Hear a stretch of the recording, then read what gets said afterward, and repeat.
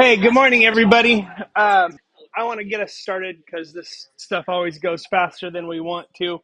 Um, if you were hanging out beforehand, you saw some interesting videos and music accompaniment, and that is an AI artist that creates both the video and the music using AI. And she's a surrealist. Her name is Kelly Bosch, and her process is very interesting because she's not just sitting at a computer typing out a prompt. She actually has a history in design, an education in design, filmmaking, music, and then her process is very iterative, using a variety of different tools to generate those. But none of those pictures have any actual real stuff in them at all. They're complete AI fabrications, but very interesting. I think her work is fascinating and visually, I like looking at it. I don't know. I can't really say much more about it than that. I think it's kind of cool to look at, and her music's kind of a vibe. So I thought it would be a good way to start us off.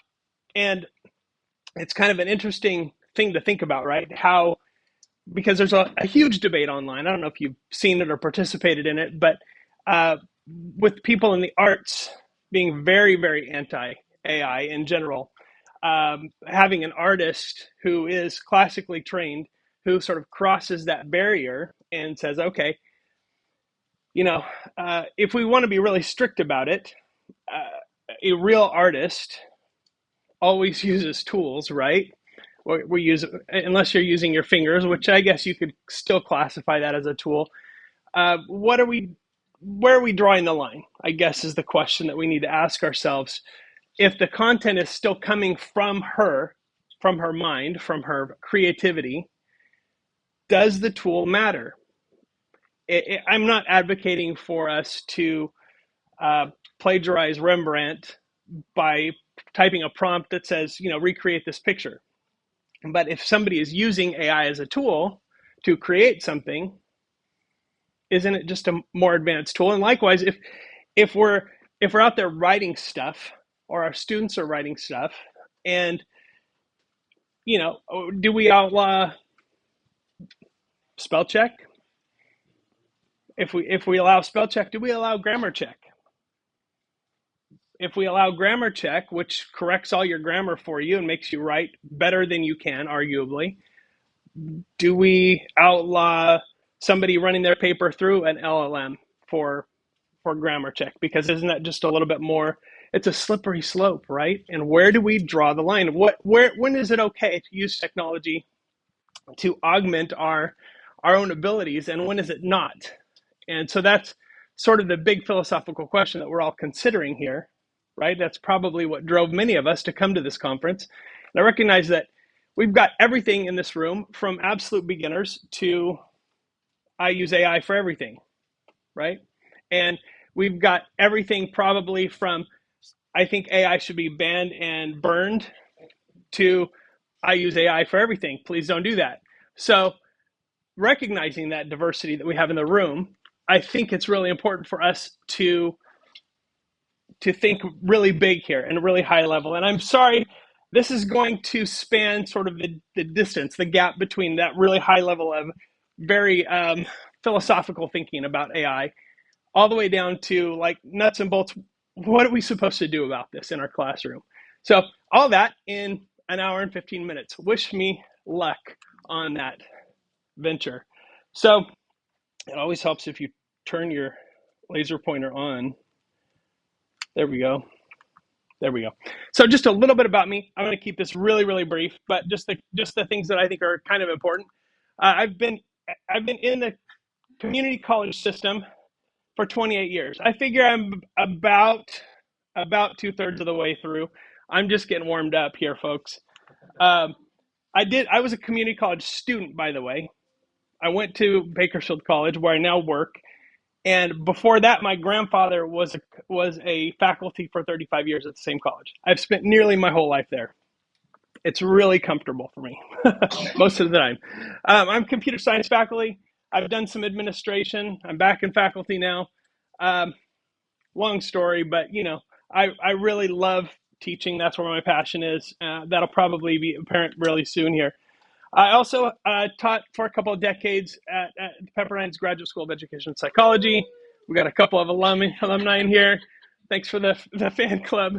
Uh, anyway, so that it was a revolutionary program, and I haven't seen anything like it since. Maybe someday, but it was a really great opportunity to think big and think way outside the box about a lot of things, and I hope that comes through. I have 7 kids, 1 grandson. Mention that because this is my family, the whole thing. You may notice some of my kids are adopted and some are not. I'm not going to tell you which ones. You have to guess. This is at my son's wedding. That's my second oldest. That's his wife, and that's Axton. Man, he's so fun. Little boys are just crazy. I forgot after all those years how crazy little boys are, but it sure is fun. And so the reason I show you the picture of my family is because number one, they're number one for me, bar none. But number two, this family has created an atmosphere, a culture in our family where nothing is off the table in terms of discussion. Our dinner table conversations are as blunt and honest as you can possibly get, and we have some very serious conversations about some really crazy things, and we have a lot of fun too. But the diversity has been good for me because my view as a person is just so limited. Um, it you I'm not saying that I understand fully, but I do say that through the eyes of my kids, it's been an eye opener for me for sure. All of my kids are swimmers, every single one of them.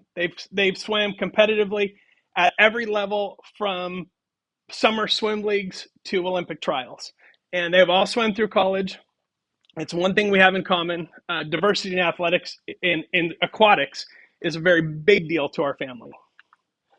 I'm also a relatively prolific writer. I've written textbooks for every single class I teach. I've written some fiction, and just most recently, I released this one. Uh, it's not trying to be offensive, but it is trying to be a little bit provocative because uh, the reality is we're all a little bit terrible a little bit of the time. Some of us more than others, but it's using the examples of some of the worst professional practices that I've witnessed over my 28 years to develop a framework for how we can do better. And we can all do better, every single one of us. But here's what we're really here to talk about, right? How students cheat using AI and how can we stop them, right? My gosh, it's prolific. It's an emergency, and it is causing a crisis across higher education because all of our assignments can now be done using AI. There's very little that can't be faked using AI. This sort of germinated with me when I saw a YouTube video of a doctoral student who had recently completed his Ph.D. in a STEM field, and his claim was that he didn't do a single assignment himself, but rather used AI to cheat his way through. Is that real? Is it possible? Is it worth celebrating? Interesting, right? Big questions. But cheating is not new. I don't know if you recognize this movie, but it's a movie from my childhood. This is one of my favorite cheating scenes in all of cinema. Now, I turn off the sound. The sound does make it better. But since there was organized education, right? Students have been cheating, finding ways to do things that circumvent the whole idea, right? And maybe this is a little bit facetious, but I mean, just think they didn't have AI back then. Yes, it's Spies Like Us. Yeah, it's a little bit crass, and probably some of the things in that movie don't date well. I notice that when I go back and watch movies that I thought when I was from my childhood, like that's such a funny movie. I show it to my kids, and I'm like, oh my gosh, that's so terrible in all the ways that I didn't notice when I was a kid, obviously. But cheating. It's been around forever. This is not new. Our students just keep getting better at it. Am I right? So before we jump in here, how many of you own fish or have owned fish? We've all killed a few fish in our time, let's be honest. Let's talk about ideal tank filling methodology, right? Do we want A, B, or C? Why? Give me the logic. A is, what's wrong with A? Not enough room for them to swim. That sucks for the fish, right? What's wrong with C? What does this make you feel nervous? If you filled up your fish tank to this level, would you stress about something? Yeah, I would. So B is the obvious choice. But if technology keeps doing this to us, right? What is eventually going to happen to our fish? And are fish knowledgeable about what's going to happen when they jump out of the bowl? No. So part of our job is educating them about that, why it's important to stay in the bowl and to learn to stay engaged in the process. But our historical response in education, instead of saying, hey, why would you want to jump out of the water that is literally giving you life? What we keep doing is every time the water level gets uncomfortably high for us and students begin to find ways, their eye patches or their, whatever, to circumvent what we have, we keep building these little walls. We find new things. We find testing centers. We have them put their cell phones away. We use Turnitin or whatever. Lockdown browsers. Oh my gosh. Please don't get me started on the terror that is a lockdown browser. Keep in mind, I have 5 kids who have gone through college with me as their dad, standing behind them, watching their poor professors teach online and in person. Half the stories in my book come from my own kids. And we are brutally honest in our house about this. Yesterday, my daughter called me from school. She'd just gotten out of class and she said, Dad, I'm going to need a copy of your book to give to my professor. So that's the running joke in our house right now. But every time we build the walls a little higher, then technology keeps up with us. And unfortunately, it's an arms race we can't win. Let me just tell you, as a person who is deeply involved in technology, you can't win this arms race. You cannot Turnitin or lockdown browser or anything that is going to prevent. And if you're sitting here thinking, oh yeah, well, I'll just have them come in and do all their tests in person, and I'm going to take away all their stuff. Yeah, well, what happens when somebody comes in with prescription glasses that have a heads-up display in them? But they are legally required because they're so hard to read without those glasses. What are you going to do? What happens when they invent contact lenses that you can't see that go, am I speaking science fiction right now? Everything we have was science fiction at one point. You can't win the arms race, people. So better now to rethink what we're doing than later, because we can keep going down this road all we want. We can keep building the walls higher and higher, and technology is always going to be there. Guess what? Companies love this crap. You know how ed tech is a multi-billion-dollar industry that is thriving because they're playing us against our own students. We're going to give them the tools to cheat. Then we're going to give you the tools to prevent cheating. Then we're going to make those tools better. You see the pattern? And who are the victims here? All of us, right? We're the dummies that keep doing this.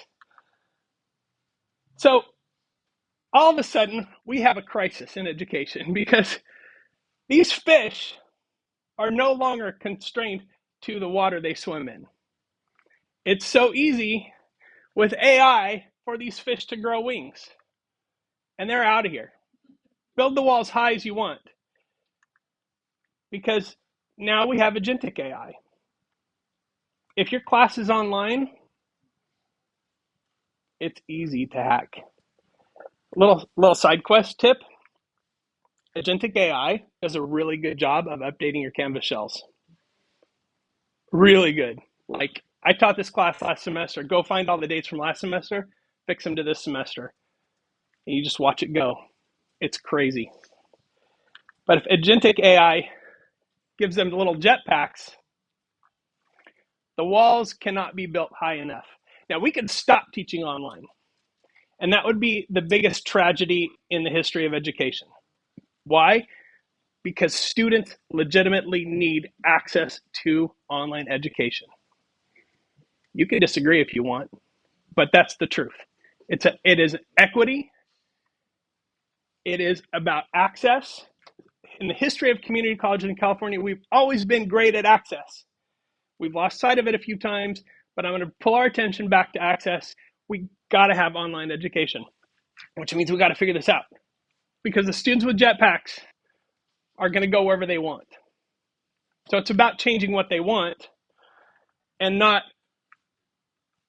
stopping online education or coming up with stupid gimmicks that actually hurt learning, like chaining them to the bottom of the pool, locking down their browsers, watching over their shoulders, accusing them of using AI for writing when they're just a second language learner. I mean, my gosh, we've got to come up with a different method. So what motivates students to use AI to cheat? Well, students are lazy, right? They are underprepared, they're dishonest, they're unmotivated, and they're grade focused. Just kidding, obviously. None of those things are true. But that's the narrative that supports the use of Turnitin and lockdown browsers and all of that stuff. It's dehumanizing, and it's not okay. And it's not good for learning, and it's not good for our relationships. If we want to think about what motivates students to use AI, I would suggest a bigger picture view, a systemic view of things. So we've got educational systems. I'm going to break these down in just a minute. We've got educational systems. Things like grades, the Carnegie unit. We just had a big talk about SLOs. Those systems are creating an atmosphere that focuses our students' attention on the product of learning. It's about delivering a product, right? It's about the paper.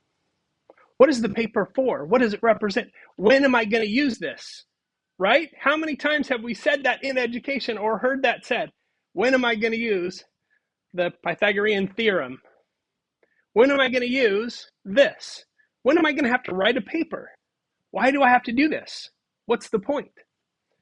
We have so many systems between Carnegie and grades and SLOs that are imposing these end result focused ideas and seat time. Now, if I stand up here and played YouTube videos for an hour and 15 minutes, and you sat here and we called this class AI Ready Pedagogy, then I can tell everybody that you learned some stuff, right? Because you sat here for an hour. No, but that's what Carnegie says. I had a college class where my professor, I'm not kidding you, told stories for the entire hour every time the class met. And then we took tests on the book. Carnegie says I learned psychology. We have a massive shifting cultural context. This is gasoline on the fire. We can't control this. We're professors, right? We can't stop culture. But if we're smart about what culture is doing, maybe we can help our students be aware of what culture is doing. Finally, teaching strategy. This is our wheelhouse right here, right? This is where we live. This we can do some stuff. This is our wheelhouse. This, we just need to be aware of. So let's unpack those a little bit. So educational systems, the Carnegie unit says, if you sit here for 52 hours, you get 3 units of credit for this class. It goes on your resume. It goes on your transcript. It's everywhere. It is tied to everything from degree completion to financial aid to athletics participation. Name anything that's not touched by the Carnegie unit in some way in education, I'll give you a prize. It's crazy. Funny thing, Carnegie unit was not built for quantifying learning. It's just become that. It was used to determine retirement eligibility for teachers. So how did we get here? It's a long, ugly story, but it's not even built for that. But that's what it is, right? How many units have you finished? That's your progress toward degree attainment. How close are you? How much time have you spent sitting in a seat while somebody tells you dumb stories? So we take that and we say, okay, right, sitting in a seat doesn't give you the learning. So in order to understand how much you will learn, what we have to do is we take Carnegie unit and we multiply it by grades, right? We say, you sat there for 52 hours and you got a C. That means something, right? Now you know that you did a pretty good job, an average job of sitting in the seat and doing whatever it was. The problem with grades is they are confirmed to hurt learning. Read the research. If you want to read, I've got research and sources here. You can find them online. It's real easy. You can ask AI to give you research on how grades hurt learning. It is an obscenely huge body of work, and it's very conclusive. So you don't have to take my word for it. Grades are non-standardized. If 10 people teach the same class using the same book at the same college, and they all give somebody an A, are we confident that those A's all mean the same thing? What if they have the same assignments? Those A's, are the A's equivalent? We're saying they are. We're saying that an A at Bakersfield College in biology, taught by a white guy with 80 years of experience, or 50 years or 30 years of experience, or whatever, who gives a paper and 3 exams, is the same as somebody who teaches it at Glendale, and it's project-based, mastery-based learning, no exams. Same A, same college credit. What's the problem? Those are not the same. They are not equivalent, but we are saying that they're equivalent, and we all drink this Kool-Aid because we have to, because that's the system we live in. Has anybody ever tried to not give grades at the end of the semester? Like be a rebel? Like, I'm not going to do it. Go for it. See what happens. I can tell you, I'm as tenured as crap. And if I did that, I would be gone tomorrow. So they're not actually coupled with learning, right? Hello, extra credit. I don't give extra credit in my classes. And some of the things that I've heard extra credit given for, I'm like, okay. So what we're saying is you got an A, and the difference between a C and an A was the extra credit you did. But the extra credit included going to your professor's son's basketball game, showing up at the Pi Day event, whatever. Seeing a certain movie that the professor thought had a cool math part in it, bringing your ticket stub. But that made the difference between a C and an A for you. So what did you actually learn in that class? Did you learn at a C level, or did you learn at an A level, or did you learn maybe worse than that? What are we doing with the grades? They're so unstandardized, it's insane that we actually believe that they mean anything. Also, verifiably true. we know grade inflation is real, but everybody gets an A now because it's the AYSO of academia. Everybody plays. So we take that, we pour on some gasoline of the shifting cultural context, And by that specifically, what do I mean? We live, since the Industrial Revolution, since Henry Ford invented the assembly line, we've been a country that is obsessed with one thing: efficiency, right? But the internet has accelerated that. What do we talk about? Hacking the system. Anybody read the Life Hacker blog? I love that thing. It's crazy, some of the things people come up with. Gaming the system. We've heard these. These feel familiar, right? Build the plane while flying it. That one is famous for being used by administrators at Bakersfield College.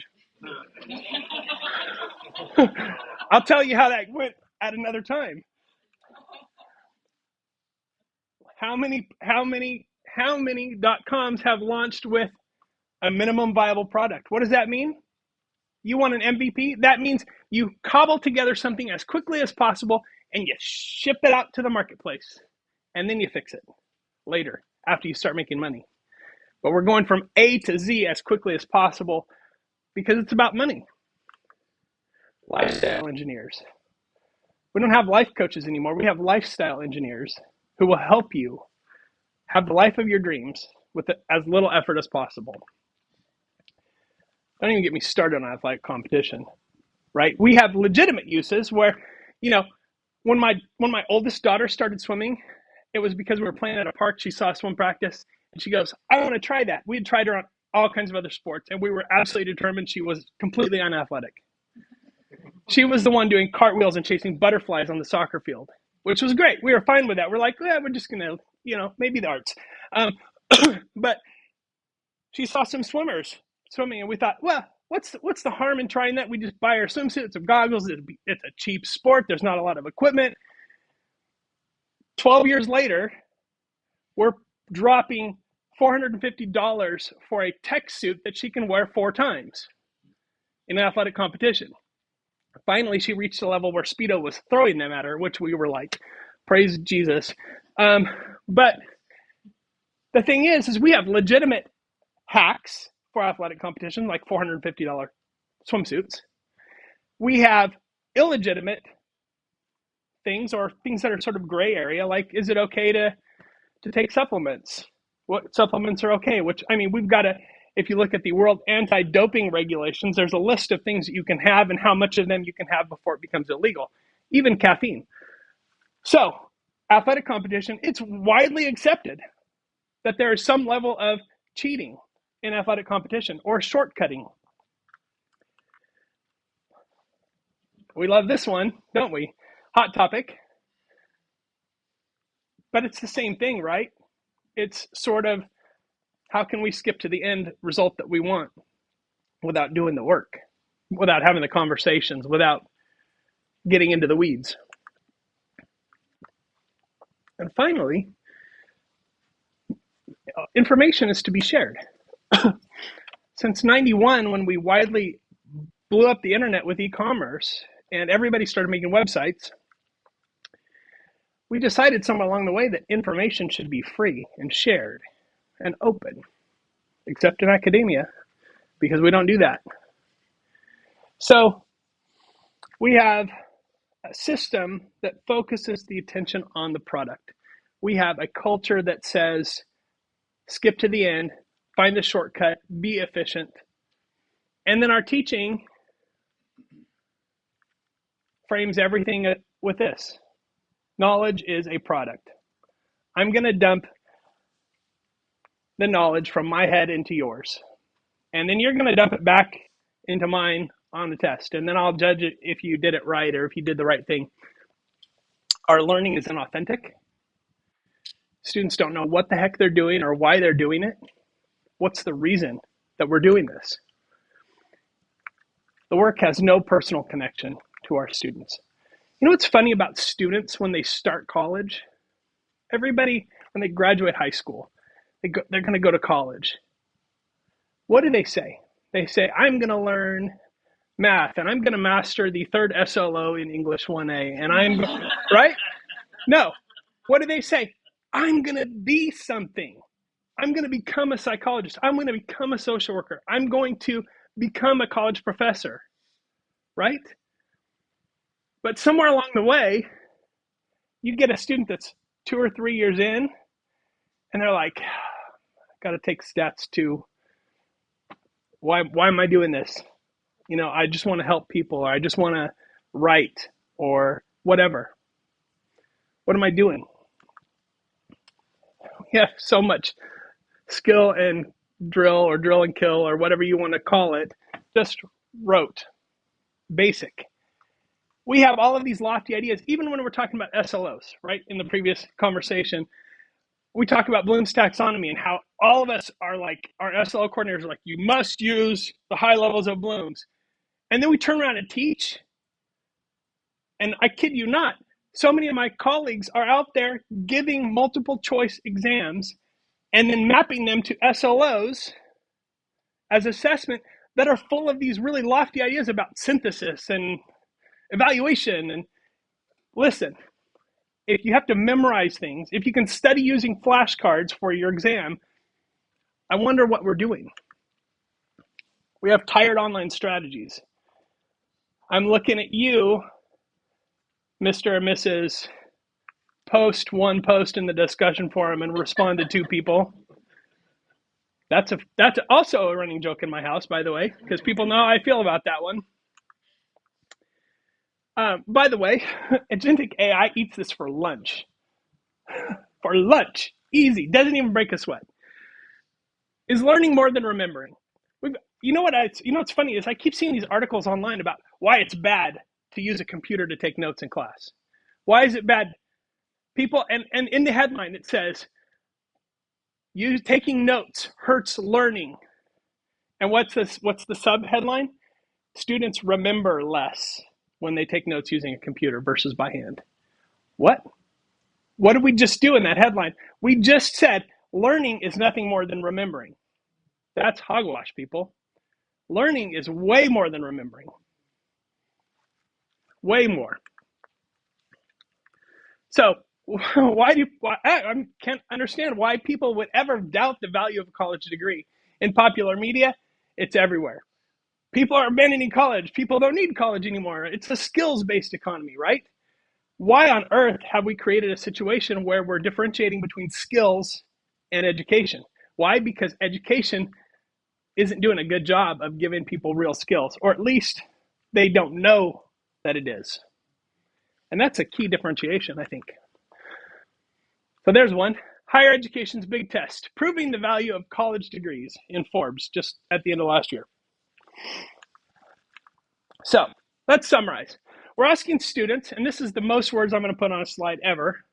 We are asking students to sit in a seat for 52 hours and do work that feels arbitrary and meaningless to them in order to get a credential so they can get a good job. Then we expect them to do everything the hard way in spite of broad cultural norms that glorify shortcuts and efficiency. And in the background, what do we have? A continuous soundtrack of you better learn how to use AI or you are not going to get a job. And sure enough, what did the feds say like 2 days ago? 0 job growth. You think that's not freaking out like 500 million college students out there? Because it sure is. AI is coming for all of us. I don't really think it is, but everybody does. I'm the minority here. So, swimming upstream here, what I'm going to say is, when we talk about our educational systems, how do we deal with that? Our capacity is limited here in the short term. In the long term, if we all work really hard at this, we can force an evolution of these things. This is not going to be a revolution, people, but we can do things. To push back on the shifting cultural context, we have to reframe learning.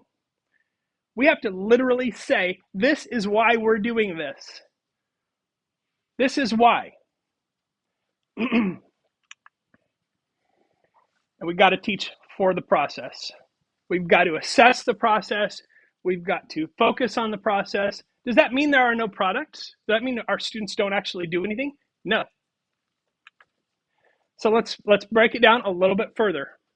Okay, I'm doing pretty good. All right. So short-circuiting the side effects. There's two that I want to focus on. Carnegie, and instead of talking about seat time, we've got to think about skill development. What are the things? We can use SLOs. They already are out there. They're varying levels of usefulness, but that's something we can crosswalk real learning to. We can do real learning activities and crosswalk that to even really terrible SLOs while we work on changing the SLOs to be more meaningful. But we've got to have conversations in our class about skill development. We cannot allow seat time to be wasted. Our students need to come to class and understand that there's a purpose in them being there. There's value in them being there. And we've got to show them what it is. We've got to tell them what it is. And slowly, we might be able to, if we all work on this together, slowly we might be able to shift that conversation from seat time and getting it done to getting really good at something, becoming something. Have that conversation with your students. If you don't know why a student who's majoring in art has to take a math class, figure it out. Or don't teach at a liberal arts institution. Honestly, go teach somewhere else or teach only STEM students or whatever. But we've got to know why that's important. And we can't just say, well, you might need to balance your checkbook someday. Students don't even have checkbooks. It's real. I have an assignment in one of my classes where I've historically been asking students to mimic a bank, and they have to have a checking account, and the checking account has to keep track of the number on the check that it's written.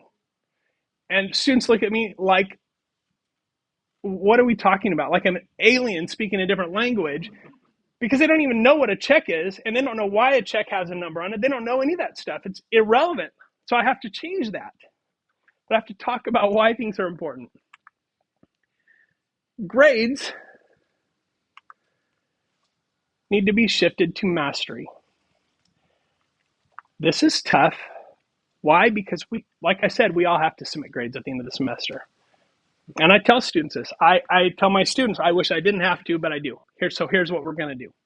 We're going to talk about mastery at a granular level. And so in my class, I have 18 projects that they work on. They can work on them until they master them. But until they master them, it's 0 credit. And when they master them, according to a very specific set of criteria, and they show me that understanding has been achieved, they get credit for that assignment. Those points add up, and that's the grade. Simple. I keep it simple. There's no extra credit. We're focused on mastery. And they know each one of those projects, what piece of the wall that brick is. It takes a lot of intentionality to build that, but it does work. But what can we do in the meantime at a systemic level? I think competency-based education is a good thing for us. Is it perfect? Oh my gosh, no. Why? What is the biggest hurdle? Anybody implement competency-based education at their college? One of the biggest hurdles that I've heard for competency-based education is we don't know how to pay faculty. Because why do we pay faculty? Oh, the Carnegie unit, right? It's not seat time, it's lecture time. So it's all back to that again. But what are we doing with CBE that makes it so hard to figure out how to pay faculty? We're separating the work, the teaching and learning from the time.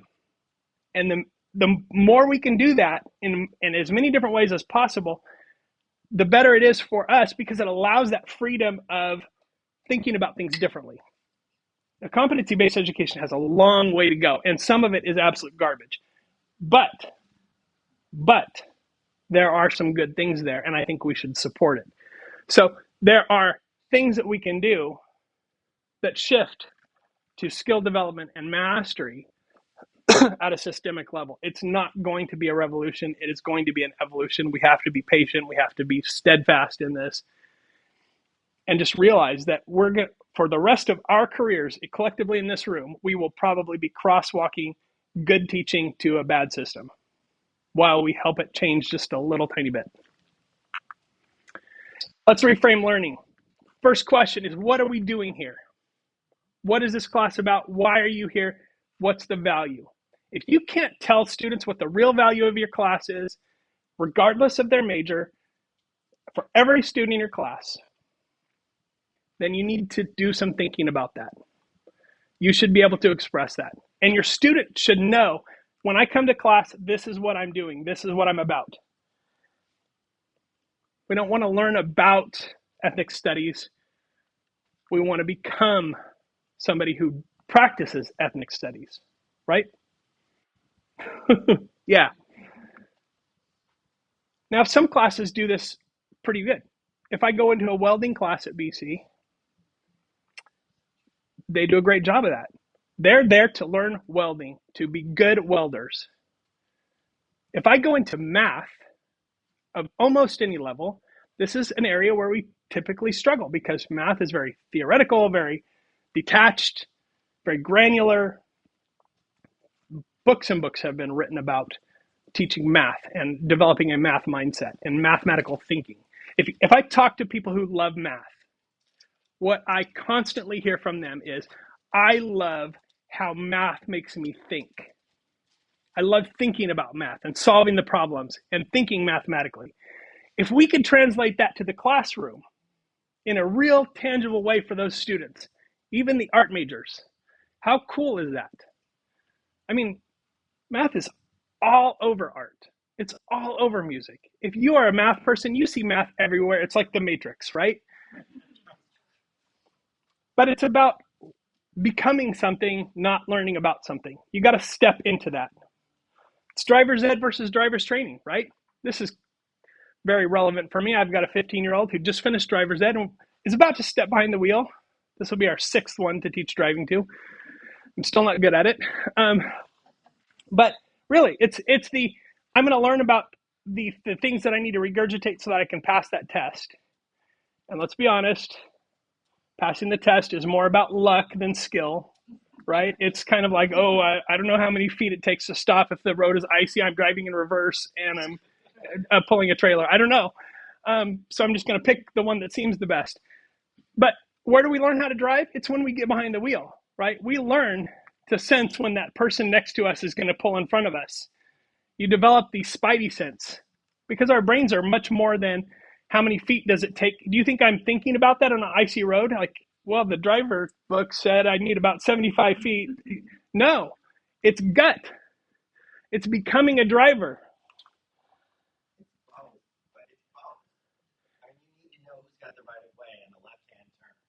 You do.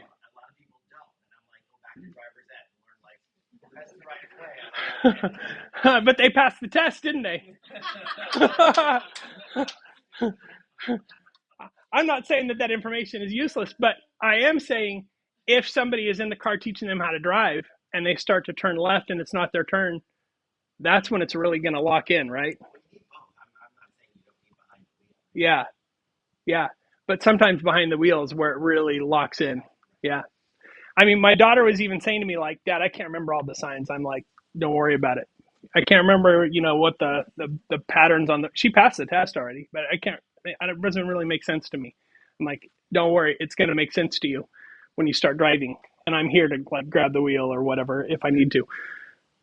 It's about, reading about exercise versus going to the gym. I love reading about exercise and supplements. Yeah, that's good. That's good. I love it. How's that working?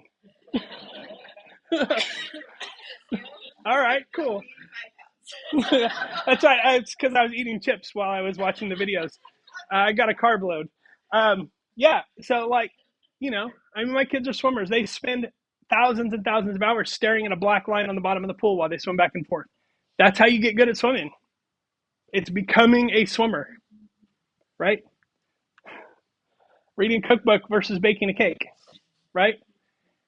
Do you read a recipe and the first time it comes out right? Just if you want the answer to that, just Google Pinterest fails, and you'll see whether that's working or not.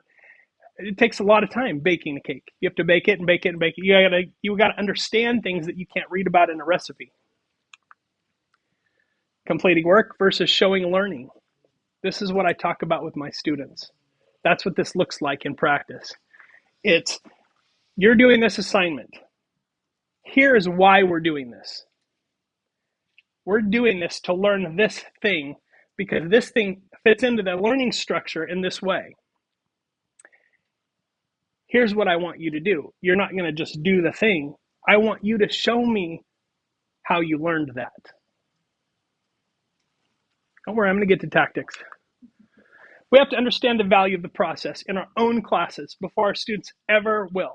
If we don't understand it, and many of us don't, our students won't understand it, and then it becomes all about learning as a commodity.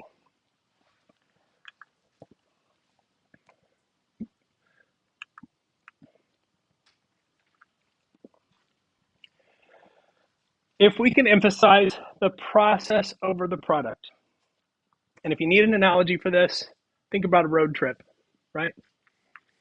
My family and I went on a road trip last summer. It was really cool. We saw a bunch of stuff. We ended up, the furthest point away from here was Durango, Colorado. Great little city. Had a great meal there, by the way, at a local pub. I'll refer you if you need it. Great place. Really cool little college town in the mountains. But was the trip about going to Durango? No. Along the way, we saw the Grand Canyon, we saw Mesa Verde, we saw so many places I can't even.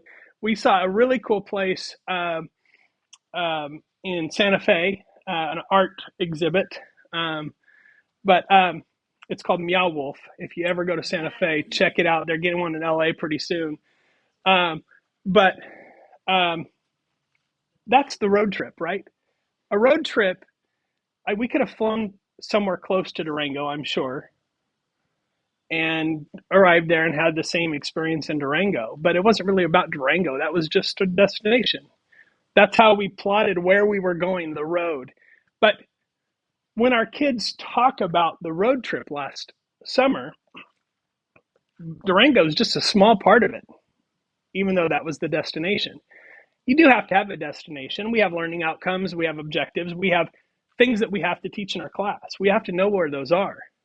But the road getting there has to be more important than it is. So we have to think about work and assignments and assessments that capture that process. Okay? What are the meaningful skills that students are taking away from your class?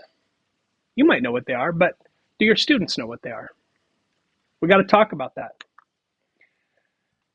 We want students to understand what the value is of the work they are doing. If the value is always, well, I need you to show me that you read chapters 2 and 3 of the book, and so we're having a quiz on chapters 2 or 3 of the book, that ain't it, people. That is falling way short. Why are we reading the book? What's in chapters 2 and 3 that we care about? As you're becoming a social worker, what difference is it going to make for you?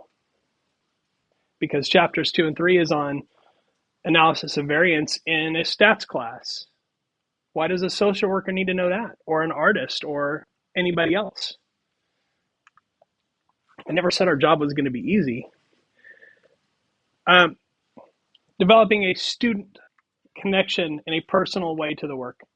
This is hard, and it takes you knowing your students, and it takes you explicitly talking about this with your students, making it personal. This is my favorite word, my favorite term in all of learning. Right, Pepperdine folks?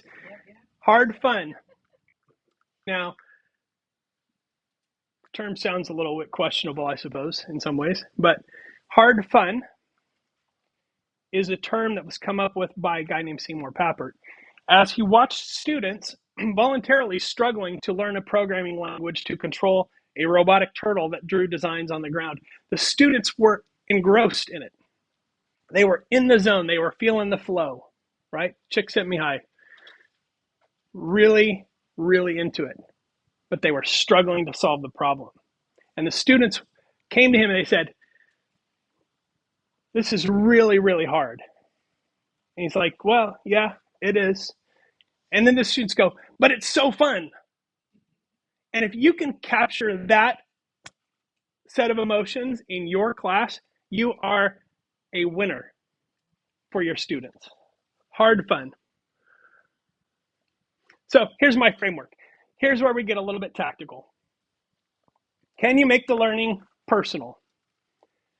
In other words, does the student have the ability to contextualize their learning with themselves? Can they put themselves into their work?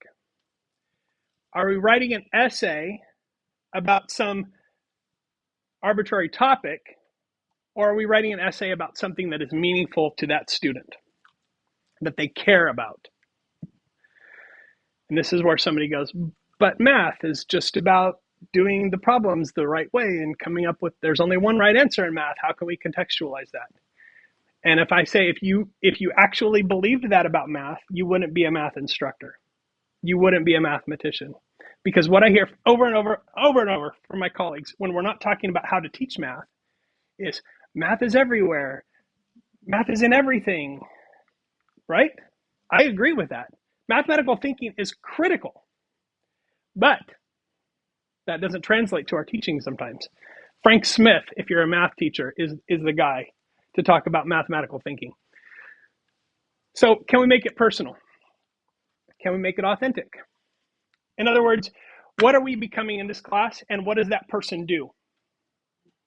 And how can we make our learning experiences in this class as closely aligned with what a person does in this field? Okay, you know what always bugged me about biology lab is that I could go into biology lab. What was that? I said watch it. Oh, okay. Good. I'm glad I got one.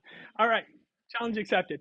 I would go into biology lab, and they would give us a worksheet and some materials, and it was really an exercise in just following directions, because everybody at all of the tables, I would look around because I was that kind of a student. I would look around and see what everybody else was doing. Everybody was putting the same amount of this into that. Everybody's thing would turn green and foam, or whatever we do in biology, right? We're looking at the same things. We're trying the same things. We're getting the same results. What does that have to do with science? Science is the epitome of mess around and find out, right? We try stuff. The scientific method says try it, observe it, see what happens, try something else. There's an immense amount of creativity there, and it's all gone when we teach it. For most of us. Not all of us. Maybe you're different. You're different. I believe you. All right, good. But really, can we make it more authentic? What does a scientist do in a lab? Well, they try to figure stuff out by trying things out. I know I'm abusing the scientific method here. It's fine. But really, it is mess around and find out with some documentation and maybe some research on the front end. That's what a scientist does. But that's what we're doing in biology lab isn't necessarily science. It's just sort of play science. So can we make it more authentic? Creative. And everybody goes, well, that's cool for art class. I love being creative in art and music and, but I teach math. You can't be creative in math. Nonsense. We're not asking people to be creative in math because we don't want to deal, this is a harsh truth, I know, we don't want to deal with the wide spectrum of possible outcomes.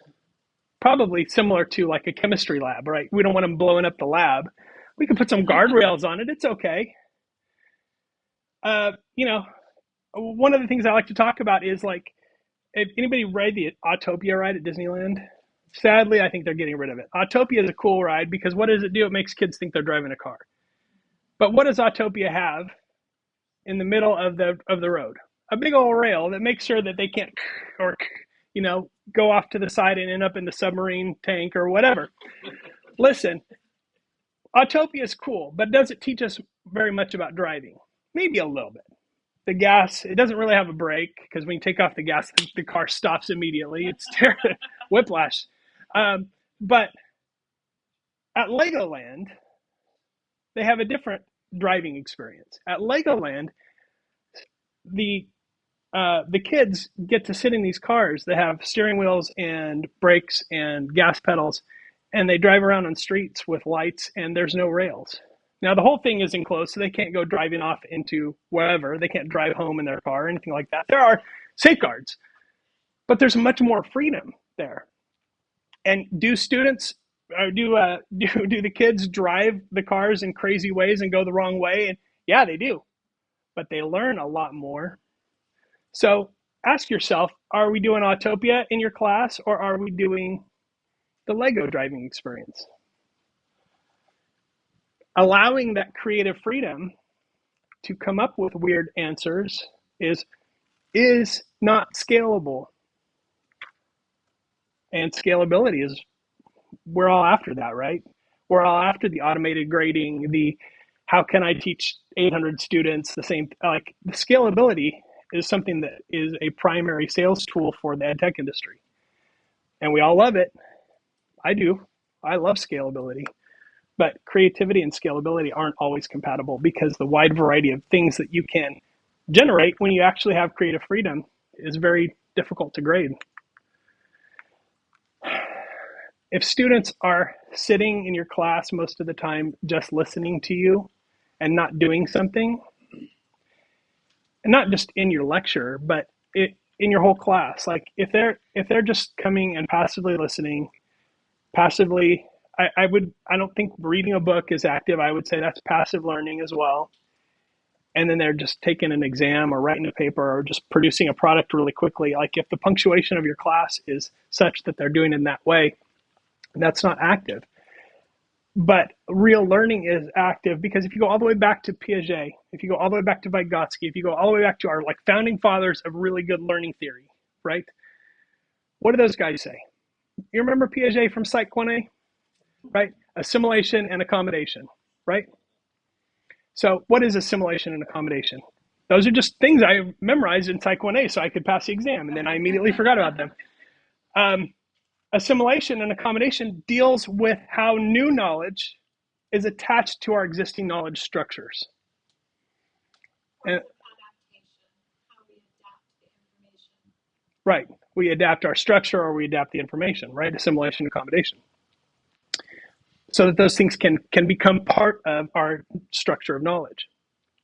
Now, if we teach with that in mind, what we're doing is we want to give people an experience learning that allows them to make that adaptation and really connect it with something meaningful to them. It's their knowledge structure, and every one of them is different. They're like thumbprints in your class. No two are the same. They're that unique. So what do you have to do? You have to build things that students can get their hands around in a meaningful, active way. Social, this is where Vygotsky comes in. Social constructivism says, basically, if I can paraphrase and translate from Russian, which I can, don't worry, learning becomes real when it's shared, period. I can save you hours of really boring reading. Learning becomes real when it's shared in a meaningful way with somebody else. And I'm not talking about like, let's have a class where we divide the textbook into 18 parts and we have 18 groups of students and each one is responsible for teaching that part of the text. That's not a bad thing to do necessarily, but that's not really what I'm talking about. What I'm talking about is, what did you learn? What did you learn in the personal, authentic, creative, active thing that you did? And then share that and share what it means to you. That's like the super glue of putting your learning structures together. It becomes so real when you share it. Here's another way. Another sort of super glue is reflective learning. So this, when students are asked to reflect on their own learning, it really helps them process what it is I'm doing. It processes what's my connection to this. It helps them process where do I fit in? Or where does this fit in on my journey to becoming a mathematician or a biologist or a social worker or whatever, or an artist. So reflection on a microscopic level and on a big level are both very valuable. And this is sort of a nuts and bolts thing, right? So many of us, for convenience or lack of expertise or a variety of other reasons, we go to a textbook publisher and we get all these desk copies of our textbooks and we look at them and we decide, well, I like this one the best. You know, it's got nice pictures, or I think the structure of the knowledge kind of fits with how I'd like to teach this. And so we adopt that textbook and then we break our class up into modules according to the textbook chapters, right? Because it makes sense.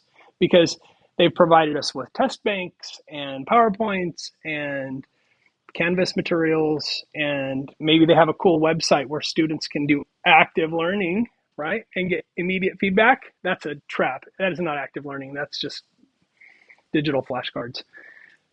Really, it all boils down to that. If it can be automated, the grading, it's not active learning. I promise you. It certainly isn't creative. But how many of us just take for granted the structure of our class because that fits with the textbook? And where our subject matter expertise, where we can really, I mean, we're not all trained teachers here, but we are trained biologists and artists and mathematicians. This is where your subject matter expertise really can be leveraged to do something great for your students. And what that great thing is mess with the structure of your class to fit what it is you're teaching, so that it's a more authentic learning experience, so that things that should be grouped together are grouped together. And I don't care if it means taking chapters and cutting them in half or whatever. I highly recommend trying to put together your own book, because it's a game changer. You'll rethink everything at that point. It's not fun necessarily. Maybe it's fun. I don't know. Fun for some of us. But when we structure a class, we want to think about the chunks of the class. How do we chunk it? What's the order? What's the shape? The shape of the learning. Is it linear? Is it parallel? Is it a spiral? Is it a star? What do I mean by that? Think about it. Think about your subject matter and what it is you're teaching in that journey that you want to provide for students, that road trip that you're planning for the students. What makes sense getting from here to Durango? How would you like to see it? What's important? What are the stops on the way? And how does that shape look in a way that's meaningful given your subject matter expertise, and also will be meaningful to students as they put it together? So that's my 7-point framework. I'd love to have time to go into great detail there, which I don't. We've got about 10 minutes left, right? We end at 12? Okay. So, by the way, I'm not just blowing smoke here and making stuff up. I want you to know that these are deeply supported by research. And if you want to see my receipts, I got them. They are deeply supported by research. So I'm going to put up a slide now that has my contact information, and I would love to hear from you, and I'm going to open it up for questions. I also have a few copies of the book, as many as I could reasonably carry over here from my hotel, which was more than I want to carry back, to be honest with you. So if you want to copy it, I can sell it to you at my rate, which is way cheaper than you. And also, if you don't like to shop on certain retailers named after giant rivers, I'm just saying, you could stick it to him too. So, self-promotion as a way of activism, I think that's yes for me. So please connect with me. I thrive on getting feedback from folks, and I would love to talk about things or have a conversation or share a presentation or a coffee or a beer or whatever, and talk about learning theory or why it's so hard to be a professor in today's world. But please connect with me. That's the main thing. And with that, we've got 9 minutes. If anybody has comments or questions, yes.